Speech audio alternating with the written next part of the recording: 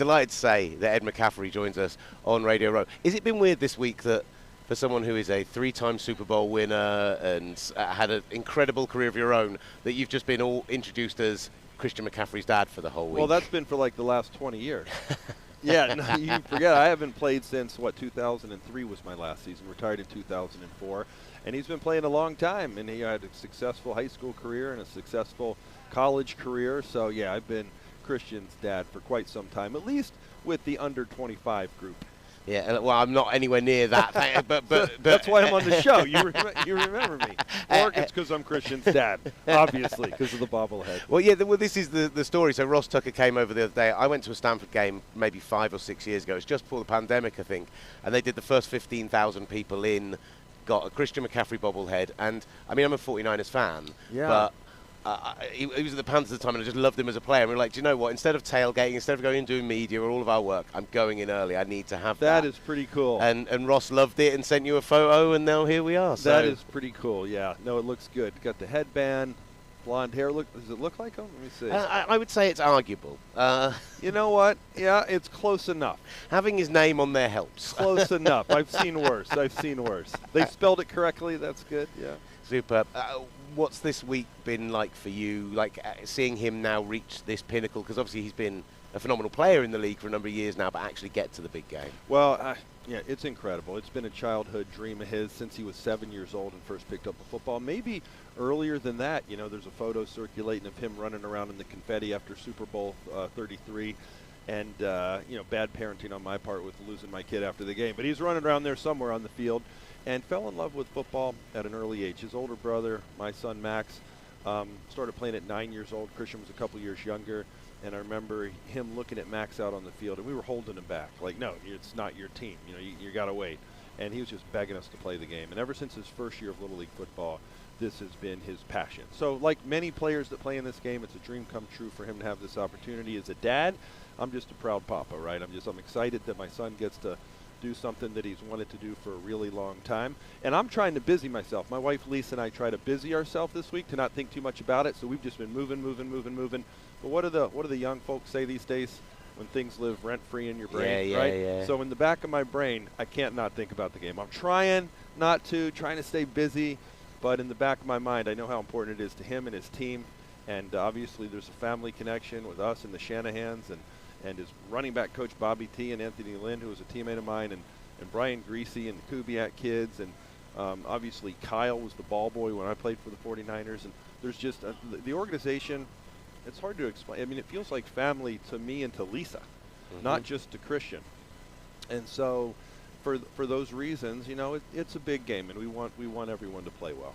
Just for the context for the UK listeners, you know, Ed just ran through all those incredible family links, and this idea that you won a Super Bowl with Mike Shanahan, more than one of them, and then your son could win one with Mike's son as his head coach is, I think, like, it's been kind of just thrown away and talked out about this week. That is astonishing, like, that could be the reality here. Yeah, for some reason it doesn't feel that strange to me, and I don't know why, but I guess it's only happened one other time, and it was with a teammate of mine in New York with the Giants. Steve Diassi and his son both won Super Bowls with the New York Giants, which is really cool. And one of the things I love about this sport of football, if you play long enough, you're connected to so many different people. I walk around Radio Row. I know someone almost at every table. There's coaches walking by. There's players walking by. Even guys that weren't on the teams that I played with, I meet them over the years. And then you just have this connection with people that lasts a lifetime. It's a beautiful sport. The football world is smaller than what you may think in terms of everybody knowing everybody. But when you think about it, and it's brought to my attention, it's pretty cool. Well, when you say about him wanting to get out on the field at a far too young age, like, obviously the desire was there. Yeah. Was there a moment when you realized that actually the talent might be there as well? Yeah, you know, yes. I mean, when he was 7 years old on his first team, he was scoring 6-7 touchdowns a game. And it's 7, it's Colorado, right? You know, it's Castle Rock, Colorado. And so you don't but I'm like, oh, I played football, and I made it to the NFL. I never scored 6 or 7 touchdowns a game. But, you know, we're a small town in Colorado. You know, you got these big states. You got, you know, I came from Pennsylvania, which is a legendary football state. You got Houston and the whole state of Texas, Dallas. You got L.A., you got South Florida. you never know how big and strong and fast kids are going to grow. So, I mean, like at 7, yeah, he was great, but you're like, I don't know if he'll continue to develop that way. But then as he's just grown up, it's kind of been similar in that he's been able to play well at each level, and now at the highest level, in the NFL. From your perspective, when that you say about how all of football feels like family, I'm sure you do know coaches on every team, but when that trade comes through and it's San Francisco and it is Kyle Shanahan, what's your reaction in that situation that ends up being the landing spot? I was ecstatic because I've known Kyle for most of his life, and first he was the ball boy under Mike Shanahan. Mike Shanahan is a future Hall of Fame football coach. I don't know why he's not already in the Hall, right? But he's undoubtedly going to be in the Hall of Fame, and so I know that he learned under him, but he also went and coached for other coaches. He learned from John Gruden. He was on the staff in Washington, and you look at Mike Shanahan's coaching tree, right? And it's the best coaching tree I've ever seen of any coach that's ever coached in the game. He developed coaches to become head coaches. He's the greatest football mind I've ever been around, and I got to play for him for 10 years. But I knew Kyle as a player was very serious as a player. He went on and played in college. When he just, didn't make an NFL team, he decided he wanted to go into coaching. And I remember being at a couple of events with him and listening to him speak about how important that was to him and seeing how dialed in he was. And you knew, this is, I want to say the second coming. Like this, he's going to be like his dad. He's taking it seriously. He's one of the few coaches, even in the NFL. All the coaches are great in the NFL.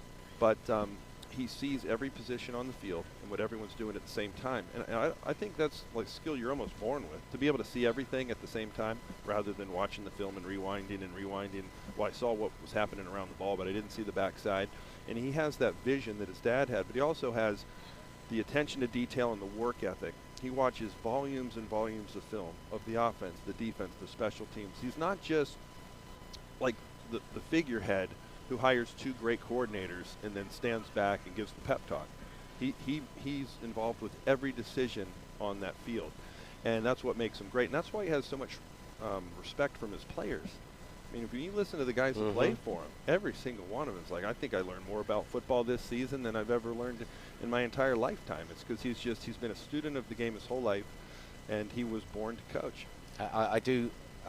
Outside of my fandom, I'm desperate for him to win this weekend because it feels like this era, in that post-Mike Shanahan era, has been defined by the Shanahan tree and Kyle and Sean and all those guys, the system that's been developed through Washington and beyond. And it feels like what would be lovely is when we talk about this in 20, 30 years' time about the defining part of this era of football is if there were rings involved in it as well. It feels like it's the validation that would really tick that box for me. I'm glad you said about Mike Shanahan. Yeah, because thank you. For me, the only reason that he shouldn't be in the Hall of Fame already is because he should have still been coaching beyond when he was let go by Washington. Like I can't believe he never caught on for another job. And so by now he should absolutely be in the Hall of Fame. Yeah, and he could. I mean, if someone called him up right now, he could coach in the NFL. But he's happy. His wife Peggy is incredible. They're living a great life. He supports his son, like I support my son. And he's got an incredible daughter, Crystal, and he gets to spend time with his grandkids. The guy watches every play of every game, probably of every team in the NFL. So he's still sharp. We became better friends after he retired. Like we always had, he was my coach and I was the player, and I had a respect for him. But then, after he retired, we started hanging out more and becoming better friends. And, socially, he's the most kind, generous person I know. But every now and again, you start talking football, and you feel the switch flick. You're like, oh, okay, he's my coach again, right? He understands the game at the highest level, and he's really fun to be around. I feel like every time we talk, I learn something. We were with Ed McCaffrey, last couple from me, I promise, because I could sit here and nerd out about this all day. But we have spoken to Bobby Turner before. And BT, baby, he's coached over 50 years. What's astonishing for me, and like as we talk about that family thing of him going from Mike to Kyle through all those phenomenal teams, but it was the fact that Christian was the first. This is a slightly convoluted stat, but Christian's the first round back to run for 1,000 yards for Shanahan, because they develop 5th round guys, 6th round guys, 7th round guys, those really good like one-cut physical guys who are really, really good backs when they get developed. But they've never had a talent like Christian before. And when we spoke to Bobby about him, he was just like, all these guys I've worked with are phenomenal, but this guy is something entirely different. Well, I didn't know that stat. That's a new one. But Bobby T is the best. He's coached over 50 years. So as a dad with all my 4 boys when they're growing up, you don't want to do this with your kid, be the dad and the coach. You got to take the coach cap off and the dad cap on. I did some of that for sure, and we talk about ball when they asked about it, but I tried as hard as I could to put them in a position with good coaches to the best of my ability. So I didn't make the decision to send him to San Francisco. That was their decision, but I was so happy because Bobby T's been doing this over 50 years. You'll never find a better running back coach in the world than Bobby T. I knew he was in good hands. Anthony Lynn, my teammate, was also coaching the running backs. I'm like, you got the 2 best running back coaches on the planet. Like, you are in a great situation. But Bobby T he's an old school classic coach. He expects the most out of his players. He was our running back coach in Denver when Terrell Davis was rushing for the Denver Broncos when we were winning back-to-back Super Bowls. So I got a good hit of Bobby as a coach when I was younger, as a player on that team, and now I'm getting a good hit of him from Christian here in his 50-something season as a coach. And so, as a parent, you're just like, I just want my son to be in a good situation. You will not find a better running back room than the one they have in the 49ers. Absolutely unbelievable. I'm going to have to ask about the game this weekend. I know you're trying to put it out of your mind. I know you're trying to not think about it. But the week's almost over. We're getting closer, and it's still sitting right there, so it hasn't gone anywhere. What does the game day look like for you and Lisa? How are you going to be able to handle that? Where are you going to be, etc.? Yeah, the Super Bowl's crazy. So Christian last Tuesday, he's like, I love you guys. I want you to have a great experience. I'm so happy you're going to be there.